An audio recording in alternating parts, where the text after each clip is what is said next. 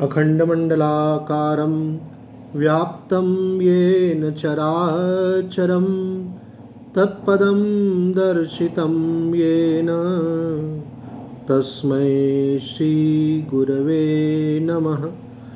भवतापप्रणाशिन्ये आनन्दघनमूर्तये ज्ञानभक्तिप्रदायिन्ये मातस्तुभ्यं नमो नमः। संक्षिप्त योग वशिष्ठ निर्वाण प्रकरण उत्तरार्ध सर्ग 27-28। आज का विषय है आत्मा या ब्रह्म की समता, सर्वरूपता तथा द्वैत शून्यता का प्रतिपादन। जीवात्मा की ब्रह्म भावना से संसार निवृत्ति का वर्णन। श्री वशिष्ठ जी कहते हैं, रघुनंदन, सर्वत्र व्यापक परमात्मा एक होता हुआ ही सभी रूपों में विराजमान है।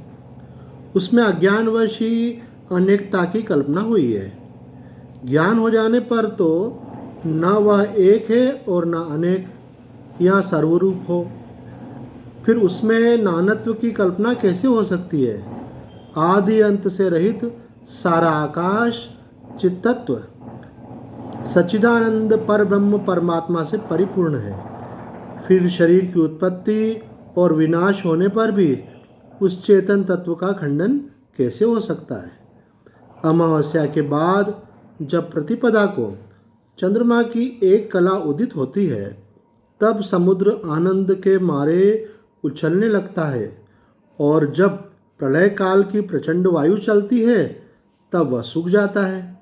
परंतु आत्म तत्व कभी किसी अवस्था में न तो शुद्ध होता है और न क्षीण होता है। वह सदा समभाव से सौम्य बना रहता है। जैसे नाव पर यात्रा करने वाले पुरुष को स्थावर वृक्ष और पर्वत आदि चलते से प्रतीत होते हैं, तथा जैसे सीपी में लोगों को चांदी का भ्रम होता है, उसी प्रकार चित्त के चिन्मय परमात्मा में देह आदि रूप जगत की प्रतीति होती है। यह शरीर आदि चित्त की कल्पना है और शरीर आदि की दृष्टि से चित्त की कल्पना हुई है। इस प्रकार देह और चित्त दोनों की दृष्टि से जीव भाव की कल्पना हुई है। वास्तव में सब के सब परम पद स्वरूप पर ब्रह्म परमात्मा में बिना हुए ही प्रतीत होते हैं। ये बात दृढ़ करना है कि परमात्मा के अलावा कुछ नहीं है। जो कुछ भी है ये बिना हुए ही माया के प्रभाव से प्रतीत हो रहा है, वास्तव में नहीं है। वास्तव में एक परमात्मा ही है। ये सब के सब चिन्मय परम तत्व से भिन्न नहीं है। ऐसी दशा में द्वैत कहाँ रहा?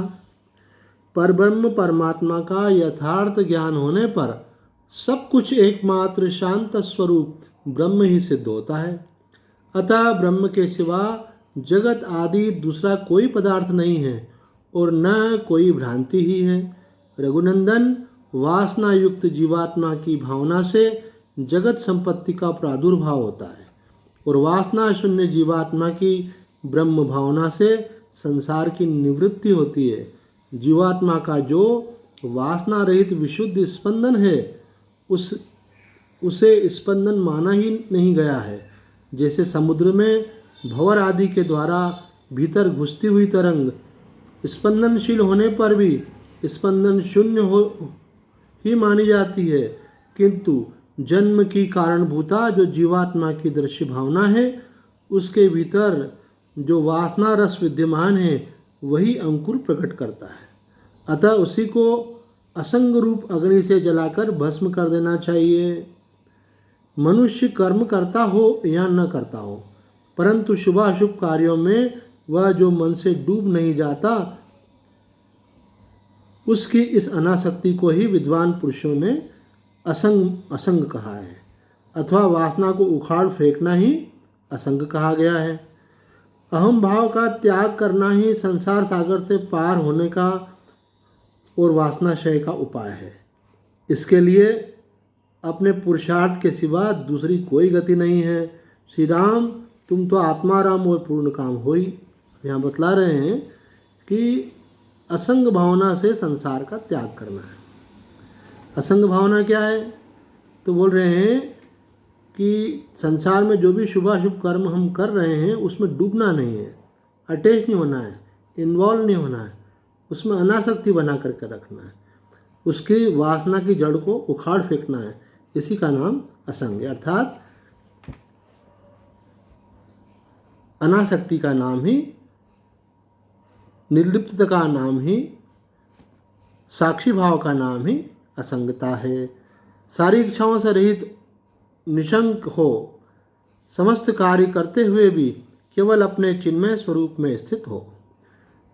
हे राम, भय तुमसे सदा दूर ही रहता है, अतः अपनी सहज शांति के द्वारा सबके मनोभिराम बने रहो।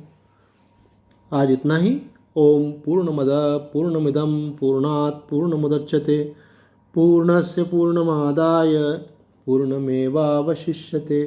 ओम शांति शांति शांति।